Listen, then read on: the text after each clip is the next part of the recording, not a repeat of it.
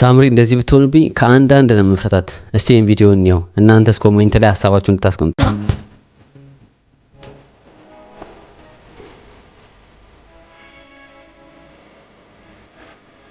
ኳትኝ እፈታታለሁ ሲል ነበር። እንግዲህ ይሄ ሳታይ እንግዲህ በማፈታታችሁ እንኳን ደስ ያለህ ልል ይገባል። እንግዲህ ሰሞኑን ሳምሪ በሶሻል ሚዲያ በይበልጥ ደግሞ በቲክቶክ አነጋጋሪ የሆነ ቪዲዮዎች እየለቀቀች ትገኛለች። ይህ ደግሞ ብዙ ሰውን አወዛግባል። ወዴት እየመራሽ ነው እያሉ እየተናገሩ ይገኛል። እንግዲህ በቅርቡ ትዳራቸውን መፍታታቸውን ኦፊሻል ተናግረዋል፣ ሁለቱም ማለት ነው።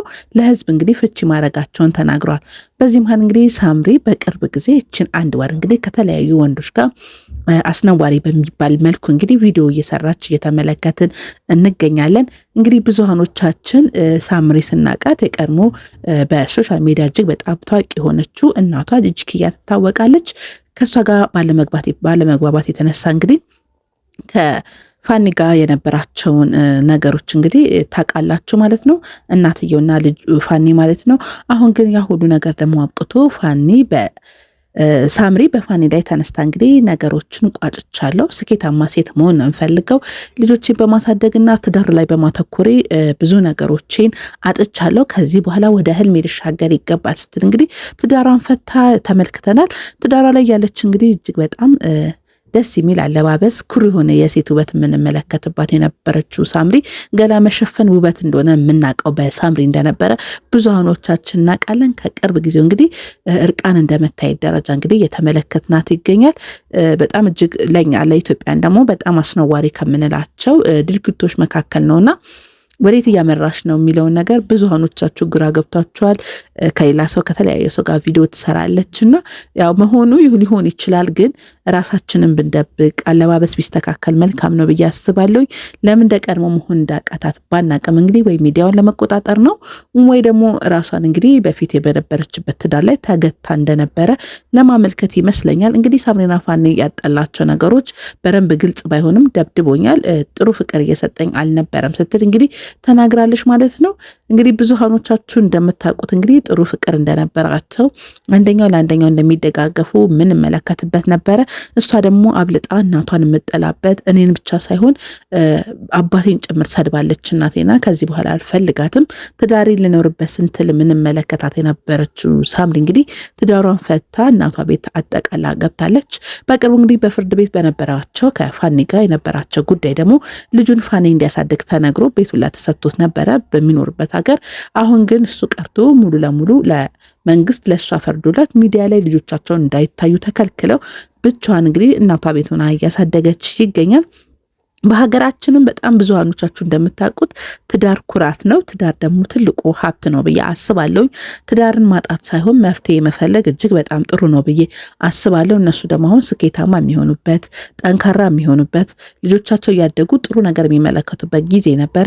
በእርግጠኝነት የፈለገ ነገር ቢባል ሳምሪ ፋኒ ህገወጥ የሆነ ነገር አንመለከትበትም። ደጋፊ ሆኜ ሳልሆን ዩቱብ ላይም ቲክቶክ ላይም ስመለከት የሳምሪና ያህል ለመታየት መሞከር፣ ራስን እርቃን ማድረግ፣ አላስፈላጊ የሆኑ ቪዲዮዎችን መልቀቅ፣ የራሷ የሆነ ኮንቴንት ማጣት፣ የተለያዩ አንዴ የሆነ ፍቅር ስቶሪ ትገባለች አዲስ አበባ መታ፣ አንዳንዴ ደግሞ በቃ የራሷን የሆነ ያካሄድ እርምጃ የማጣት ምልክት እየተመለከተ እንገኛለን እና ብዙሃኖቻችሁ እንደኔ እንዳገናዘባችሁ እርግጠኛ ነኝ። አንዳንዶቻችሁ ደግሞ ተረግጠሽ መኖር የለብሽም ሴት ነሽ፣ እንኳን ፈታሽው እንኳን አደረግሽው። በመሀላቸው ያለውን ነገር መመልከት ትልቅ ነው ብዬ አስባለሁ። እናንተ ያፋችሁ ስትናገሩ እዚህ ጋር ያፈሯቸው ልጆች አሉ፣ ከነሱ የሚማሩ ልጆች አሉ፣ የሚመለከቱ ወደፊት ጥሩ ህይወት እንዲኖራቸው የሚታነጹ ልጆች ነበሩና እነሱን ሁላ መለያየት ይመስለኛል የተፈጠረው ነገር እና እጅግ በጣም አዝናቸዋል ብዬ አስባለሁኝ። ቆየት ብሏል እንግዲህ ከተለያዩ ወደ 1 ዓመት ሊሞላቸው ጥቂት ጊዜ ነው የቀራቸው። ኦፊሻል ካረጉት ደግሞ 6 ወር 7 ወር ይሆናቸዋልና እሱም በራሱ ህይወት ግብ ላይ ይገኛልና ዛሬ ግን ላነሳው የፈለግኩትኝ ትንሽ ሳምሪ ስንመለከታት ወዴት እያመራሽ ነው፣ የሚለቀቀው ቪዲዮ ምንን እያመለከተ ነው። ድሮ እሷን ለማየት ስለ ፀጉር ትምህርት ሰጠናለች፣ ስለ ልጆቿ አንዳንድ ስለ ምግብ ሙያዎች የምንመለከተው ነገር ነበርና ወዴት እያመራሽ ነው? አሁን እንዴት እየተሆነ ነው ያለው? ማንን አይተሽ ማንን መሆን ትችያለሽ የሚባል ነገር አለና ሰው ሁሉ ነው የሚመስለው ይባላልና አንዳንዴ የምናየው ነገር ከማን የመጣ ነው የሚለውም ነገር ሊታነጽ ይገባልና የበፊቷን ሳምሪ ለማግኘት የጓጓችሁ የላችሁም ወይ? እስቲ ሀሳባችሁን በሰፊው እንድትነግሩኝ እፈልጋለሁኝ። ኮሜንት ላይ ጻፉልኝ። የድሮዋ ማለት ሁላችንም 2 ዩቲዩብ ቻናል ነበራቸው። እዛ ላይ የምናያት ሳምሪ አሁን ላይ ግን ልናያት አልቻልም እና ስኬታማ ለመሆን የመረጠችው ግብ ትክክል ነው ብዬ አስባለሁ። ፍቺ ሳይሆን ትምህርቷ ላይ ስራዋ ላይ ማተኮራ መልካም ነው። ግን አብሮ መሆን ይቻል ነበረ? አብሮ መሄድ ይቻል ነበር ወይ? አንዳንዴ ጠብ ሲኖር መሀላችን ላይ የሚገቡ ሰዎች አሉና እነሱን ሰዎች መስማት ማለት የራሳችንን ህይወት ማጣት፣ ትዳራችን ላይ ችግር መፍጠር፣ ኑሯችን ላይ ችግር መፍጠር፣ ህመም ማምጣት ነውና አስወግደን መልካሙን ነገር ምንሰራ መልካም ነው ብዬ አስባለሁኝ። ለምን የተወለዱ ልጆች አሉና በእርቅ ጉዳይ የሚራመድ ሰው አላየሁም። እንደውም ከጂጂ ጋር የተጣላሽ ጊዜ የጂጂ ጓደኞች ምናምን እናትና ልጅን ለማስታረቅ ሞክሯል።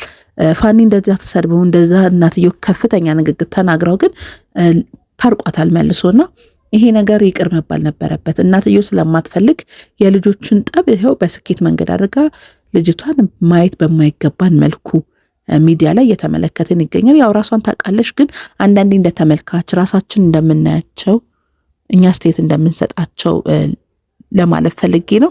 እናንተስ ምን ትላላችሁ? ሀሳብ አስተያየታችሁን በሰፊው ብጽፉልኝ ደስ ይላልና አንዳንዶቻችሁ እንደምታደንቋት በጣም ብዙ እየተመለከትኩ ይገኛል።